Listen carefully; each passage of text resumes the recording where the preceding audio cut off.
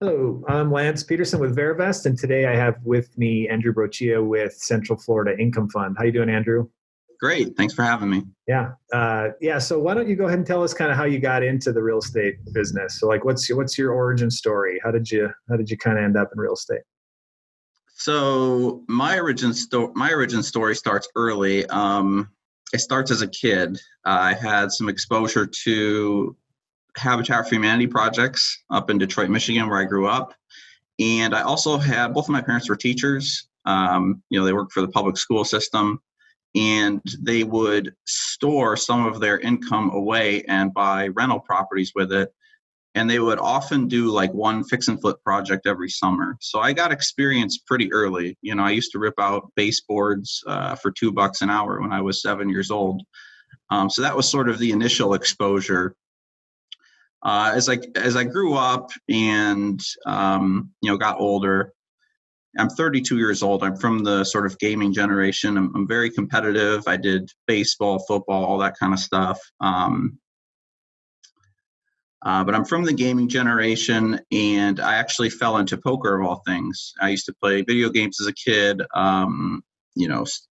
chess, all these kind of games.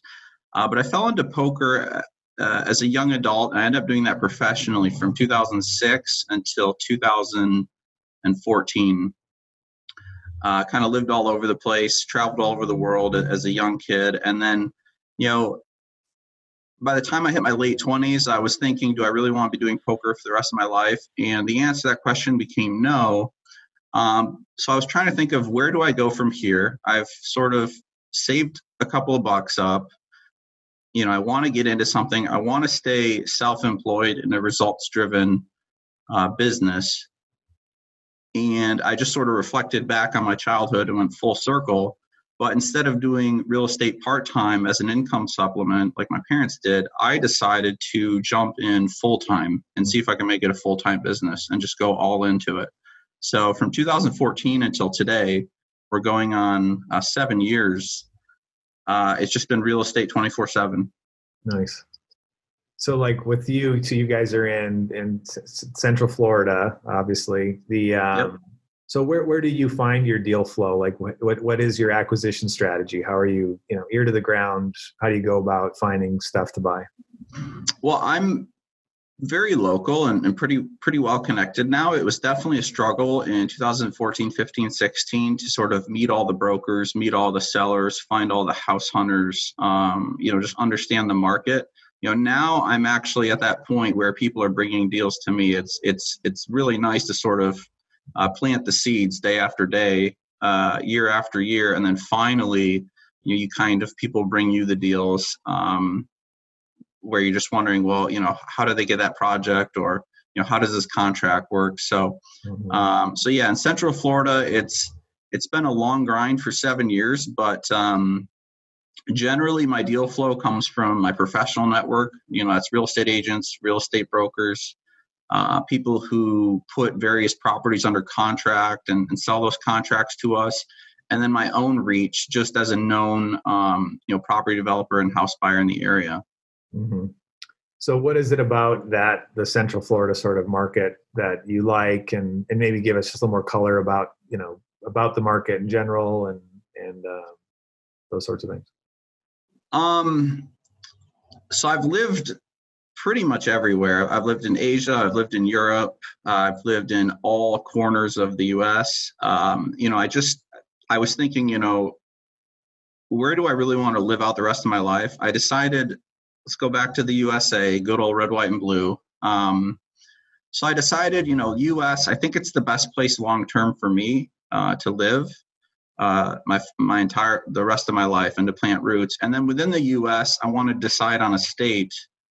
So naturally, I picked something with no state income tax, with politics that are somewhat moderate. We're a swing state every season, and obviously just the natural beauty of the state. I live in the middle of the state, so I can drive east and hit the ocean. I can drive west and hit the Gulf Coast. So that's sort of why I picked this location. It's a pretty strategic location. I have I'm right on the I-4 corridor. So I live in Lakeland, Florida, which is essentially halfway between Orlando and Tampa, two major cities in Florida. Mm-hmm. So I've got 10 million people within a couple hours drive, and that is a ton of real estate opportunities to just sort of be able to pick from and still be able to drive to each property and understand what's going on, in each different city. So that's sort of why Florida. It's just a beautiful state. Cost of production is low here. We can build houses for $70 a square foot, and our real estate prices in Lakeland are, they still make sense. They're not super inflated. You have a viable rental fallback on most of our projects if we can't sell them. So there's just a lot of good reasons for Florida, in my opinion. So do you do my biased opinion? Yeah, exactly. Well, I mean, it sounds like it was a pretty intentional decision. Like you said, you had many choices. So is it all mainly like single family duplex? Like, what is it all kind of that single family 1 to 4? And, what's the percentage of like building versus renting? And yeah, mostly 1 to 4 unit. The occasional apartment will consider taking it on, but mostly 1 to 4 units. Rentals is probably 50% of our overall allocation. Fix and flip is probably 20%. New builds is probably 20%. And the last 10 is just going to be, sort of land that we're holding for a strategic reason, or maybe some loans that we have out to other investors. Got it. So like in terms of when you look at, these possibilities you have, and what is kind of your overarching investment philosophy? I mean, like how do you decide whether you're going to do a deal or not? Yeah. So for a rental property, there's really a lot to take into account. It's not like I'm just looking at a multifamily deal, and if it's an 8 cap, we buy it, and if it's not, we don't. Because we are buying individual houses, there's more of a granular sort of, it's like a gut check almost. I mean, I do try to sort of hit the 1.5% rule. Like if it's a $100,000 property, I want to rent for $1,500. Like if you had some hard criteria, that would be it. But I also look for stuff like, is this street going to appreciate in the next couple of years? Or what this type of asset, what kind of leverage is out there, on the finance. Like if I buy a frame house in Florida, it could have a better cap rate, but a bank might not want to give me a loan on it. Whereas if I do a block home with a worse cap rate, but I get bank leverage on it, makes it an overall better investment with less deferred maintenance. So I guess what I'm saying is like every property is different, but in general, we sort of try to follow the 1.5% rule for rent, and then just make adjustments, based on the individual deal. So a lot of it too, it just comes down to, sounds like you're local, what you understand the market well, and therefore the ability to do those assessments on a deal by deal basis. Mm-hmm. That makes sense. So in terms of like that value creation, I mean, what is sort of the, how do you generate value, after the acquisition? So when you are looking, so you got that investment philosophy, but what are sort of those tactics you're using to kind of create forced appreciation, or, you're sort of the touches that you put on things when you get a hold of an asset? Yeah. So after purchase, once we're into something,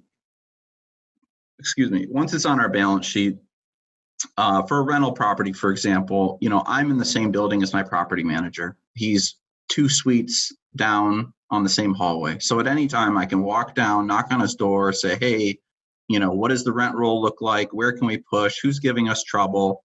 I can look at the market on a day-to-day, pull comps on a day-to-day basis and see if there's a really good opportunity to sort of dispose of any rental properties we have. So for the rental properties, even though they're sort of stabilized and earning income, I have that daily access to my property manager who works out of the same building I do. And I have the ability to just sell those properties and sort of time those sales strategically with the market. Like we have a huge development here in Lakeland called Bonnet Springs Park.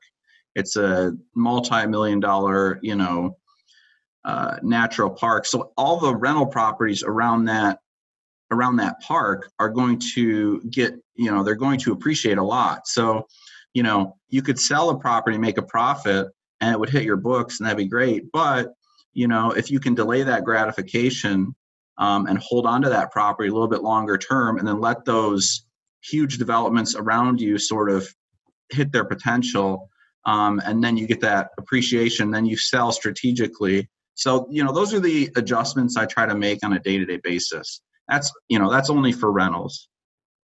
For fix and flips and new builds, it's the same thing. I have my project management team here.